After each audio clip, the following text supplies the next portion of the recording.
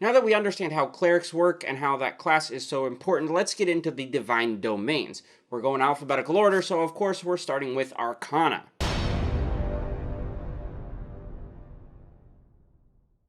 Hey fellow Game Masters, I'm Richard Quiner, and welcome back to the RPG Daily, your daily dose of all things tabletop role-playing games, helping you build your world and master your game. And today, like I said, we're diving into the Arcana Divine Domain of the Cleric class in Dungeons & Dragons 5th edition. As per usual, let me know what you think of this Divine Domain in the comments below, and at the end of all the Cleric Divine Domains, we'll do a video rundown and ranking some of these in order of best to worst. Arcana is described as secrets and mysteries, and it can relate to any topic. You can have Arcana about history, you can have Arcana about science and technology, but in Dungeons & Dragons, usually, Arcana is related to magic. And the divine domain of Arcana is related to the understanding of those secrets and mysteries of magic.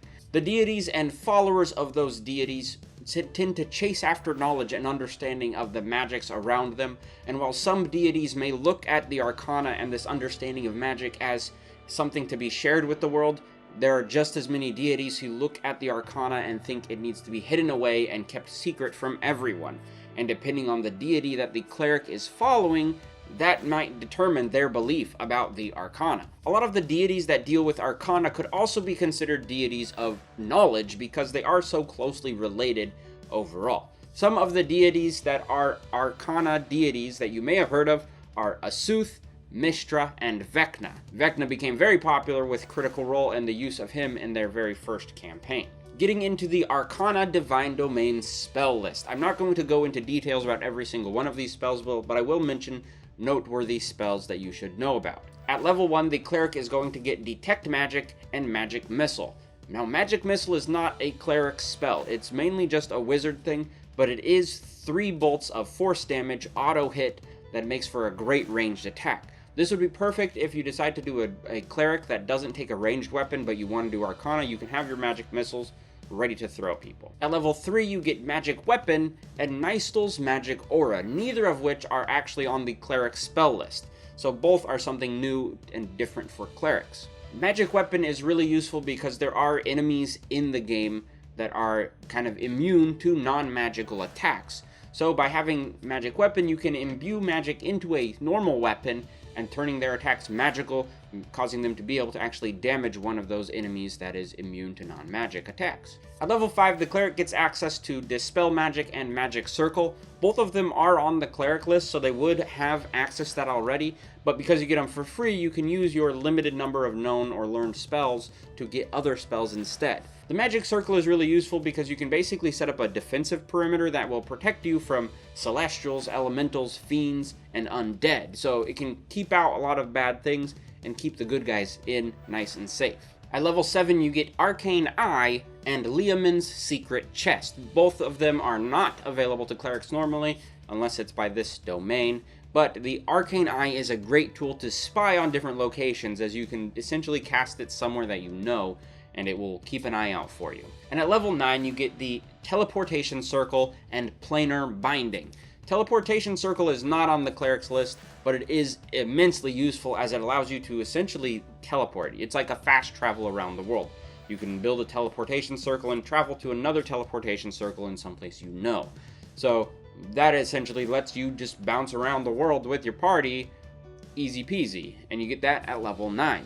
That wraps up the Arcana spell list. You can see there's a lot of spells in there that are more based for wizards, more knowledge-based kind of things, but when wielded by an Arcana Domain cleric, they become cleric spells and are very useful in their hands as well. Now let's talk about what you get as an Arcana Domain cleric. At level 1, you get what's called Arcana Initiate, which basically means you get a couple spells off of the wizard cantrip list, and those count as cleric cantrips whenever the book refers to casting cleric cantrips. But that basically gives you 2 free spells or 2 free cantrips right off the bat at level 1 that you can use to your heart's desire. At level 2, you get your other Channel Divinity skill, which is, in addition to Turn Undead, you also get what's called Arcane Abjuration. And Arcane Abjuration works basically the same as Turn Undead, except it affects different types of creatures. Now, if you remember, we talked about different creature types. There are also fays, fiends, celestials, elementals, and this Arcane Abjuration will basically do the same as Turn Undead, except to those types of creatures. So you can essentially turn Celestials, Fae, Fiend, and Elementals. At level 5, this ability becomes a banishment. So similar to the Destroying Undead, instead you can banish these Celestials, Elementals, Faes, or Fiend back to their home plane of existence. At level 6, you get the ability Spellbreaker, which is exactly what it sounds like. Essentially, whenever you heal an ally with a spell, not a cantrip, a level 1 or higher spell, you heal an ally, you're able to basically break or dispel a magical effect that is on them from an enemy.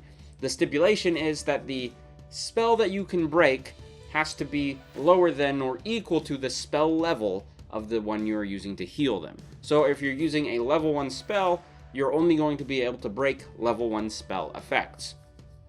This is really useful though, because you're going to end up with a lot of times maybe some wizards might have some mind control, or they might be charmed or something, some sort of magic effect in that case, and then you can heal them and break that effect at the same time. At level 8, you get the Potent Spellcasting, which basically means you get to add your Wisdom ability modifier into any damage dealt by cantrips. So what this means is, because you can potentially have a +5 Wisdom modifier, you could add a +5 into any of your cantrip damage dealing spells. At level 17 is when you get the truly powerful ability of this Divine Domain with Arcane Mastery. When you get this feature, you're able to pick 4 spells off of the wizard spell list, and those spells should be from levels 6, 7, 8, and 9, 1 each. These spells are treated as domain spells, so they're basically freebies for you that are always prepared, and they're always count as cleric spells for use in terms of like when the book says a cleric spell, these count for cleric spells. This is crazy powerful because you get potentially devastatingly powerful spells with this. The wizards, I think, get some of the most powerful spells available to them, and you will now have that option as well. Things like Power Word Kill, Invulnerability, even True Polymorph will become available to you, which makes you a very powerful spellcast. I'm just saying powerful like 20 times here, because that's how crazy this ability is. It's very, very, very cool. When playing the Arcana Divine Domain, I highly recommend giving your ability scores a boost. Make sure you get your Wisdom up to 20 as fast as you can to get that sweet +5 on your cantrips. Also, take some time and maybe up your Constitution or even Intelligence, depending on how you want to play your character. When it comes to feats, there aren't a lot of feats that lean into arcane damage or force damage, helping with that, so there's not a whole lot of feats in that department, but I did find a couple that I thought would go well with this Divine Domain. Alert is really useful all the time. It gives you a bonus to your initiative and basically means you can't be surprised, which having that bonus in initiative for anybody is great because you get a chance to get ahead of your competition. If your party does get surprised by an enemy, you won't be able to be surprised, so you're just in initiative order like a normal person.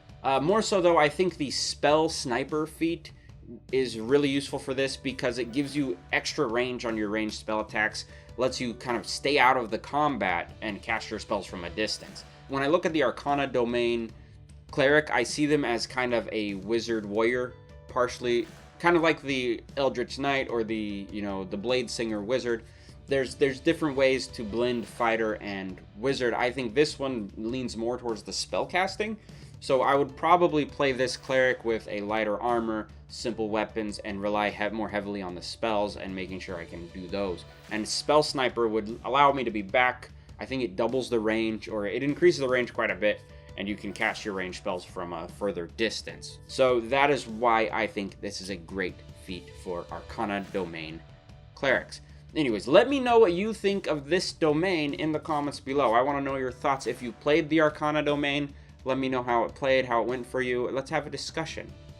Anyways, I've been Richard. Thanks for watching. If you like what you see on the channel, remember to hit the subscribe button and the bell icon to get notified when I upload new videos. You can also click over here to see more videos in this playlist, or over here to see what YouTube suggests you watch from my channel.